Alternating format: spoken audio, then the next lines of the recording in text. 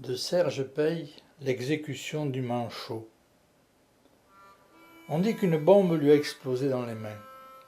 Souvent, on se dévoue pour le faire pisser. Le manchot vient du sud et les manches de sa veste noire recouvrent ses moignons. Un simple crochet d'acier est fixé à ses poignets. Pour manger, on lui accroche avec un gros élastique une cuillère à la main gauche et une fourchette à la main droite dont on lui a sauvé le pouce. C'est insuffisant pour qu'il soit complètement autonome, tant s'en faut. On lui coupe la viande dans l'assiette, on le fait boire, on le mouche, on l'essuie. Il faut toujours quelqu'un pour l'aider. Il est seul, mais il est propre. Un camarade lui a façonné 2 clés pour le robinet et le bidet. Il garde la porte toujours ouverte, car même s'il pouvait l'ouvrir avec son appareillage, il ne pourrait la fermer. La chose la plus dure pour lui reste évidemment de pisser. L'entreprise est vraiment délicate et difficile. Il faut qu'à chaque fois quelqu'un se dévoue. On fait cela à tour de rôle, comme si on allait fumer ou sortir les poubelles. Le manchot est arrivé un peu par hasard et d'un seul coup. À l'heure de l'apéritif, on l'a invité à notre table. On lui a fait boire un verre de vin, puis 2. Un manchot, c'est un peu comme nous. Il rassemble dans son handicap une partie des malheurs de l'humanité et de l'histoire. On lui a ouvert notre cercle et tendu une chaise. Naturellement, il s'est assis, puis il s'est mêlé à nos conversations et à nos chansons. Peu à peu, il devient un habitué de notre table. Dans la taverne, on ne parle pas, évidemment, de l'organisation, ni de rien qui puisse permettre d'identifier nos sympathies politiques. Nous avons des consignes strictes de sécurité à respecter. Par exemple, il faut fréquenter la taverne à des moments différents et non tous les jours à la même heure. Il faut aussi nous mêler abondamment aux autres clients afin de brouiller les pistes. On s'habitue à la clandestinité et à ses usages. Les rituels du jour sont plus forts que ces étonnements, même lorsque la mort nous talonne. Pourtant, lors d'une réunion, en faisant le bilan de l'année, un camarade en a déduit des conclusions inquiétantes. Nous avons écouté, médusé, mais il nous a convaincus. À partir du moment où le manchot est apparu parmi nous, des événements négatifs ont commencé à frapper notre organisation. En effet, depuis quelques mois, nous avons eu 3 arrestations et 4 de nos planques les plus secrètes ont été démantelées. En réfléchissant, cela avait vraiment commencé depuis l'apparition du manchot dans le cercle. De plus, un soir, un de nos camarades l'avait surpris en conversation dans un couloir avec un policier en civil que nous avions repéré.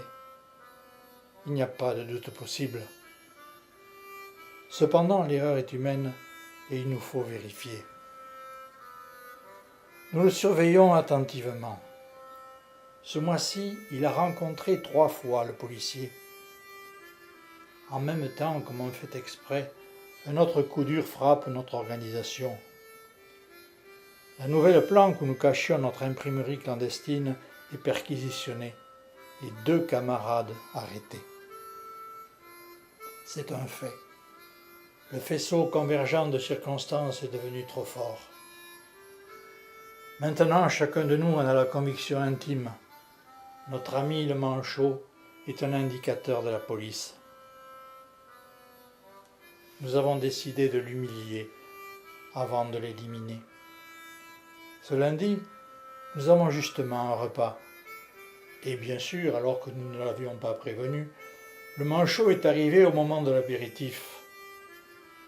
Jovial et amusé, il déclare qu'il veut payer sa tournée. Nous acceptons. On trinque. On mange le lapin aux escargots, la spécialité de la patronne. On se régale. Comme d'habitude, après le café, il veut aller pisser. Mais d'un commun accord, aucun d'entre nous ne se lève pour l'accompagner et l'aider. Il comprend, je crois, à ce moment-là, que nous le soupçonnons de sa forfaiture. Le manchot revient des toilettes avec le pantalon mouillé de pisse. Cela dure une semaine ainsi. Quand il se lève pour pisser, personne ne l'accompagne. Et quand il ressort des chiottes, à chaque fois, nous sommes partis. La semaine de punition passée, nous avons décidé de l'exécuter. Il ne se doute de rien. Nous sommes agréables avec lui comme avant. Nous le faisons boire et manger. Quand il se lève pour aller pisser, un d'entre nous élégamment l'accompagne. Le manchot ne parle pas pendant le court trajet qui le conduit aux chiottes, au fond du jardin. Comme d'habitude, notre camarade le débraguette et lui sort la queue du pantalon, puis le laisse pisser, pendant que lui-même s'épanche dans l'autre vasque. Mais un autre camarade s'était caché dans le réduit où l'on range les balais. Pendant que le manchot pisse, il se faufile derrière lui et l'étrangle avec un fil de fer. La mort vient rapidement, au 4e soubresaut. C'est fait. Le manchot est mort, la tête dans les chiottes. 2 camarades transportent son corps dans le cagibi à balai qu'ils ferment à clé. Puis, un à un, à leur retour, nous nous éclipsons. La taverne est encore pleine quand on découvre le corps du manchot. Tuer un manchot est une chose difficile, même pour des gens qui ne croient pas en Dieu. Pourtant, il fallait le faire, et nous l'avons fait. Par sa faute, d'autres camarades avaient été arrêtés, torturés et assassinés. Le réseau avait été dissous. Il nous fallut aller cependant à l'enterrement, car notre absence aurait paru suspecte. Nous n'avons pas chanté. Le prêtre a fait un prêche sans même parler de l'assassinat. Il savait qu'il avait été exécuté pour une juste cause. Après l'enterrement, on apprit par hasard que c'était un ancien policier. Il avait eu les mains coupées par une de nos bombes placées dans le couloir de la salle des tortures d'une maison que le régime avait réquisitionnée à cet effet. Tuer un manchot n'est pas un grand fait d'armes, mais nous l'avons fait. Nous avons les mains que nous pouvons. Nous en avons d'autres qu'on ne voit pas et qui aident celles que nous n'avons plus à caresser le monde. C'est ainsi. Chez nous, on ne porte jamais de gants.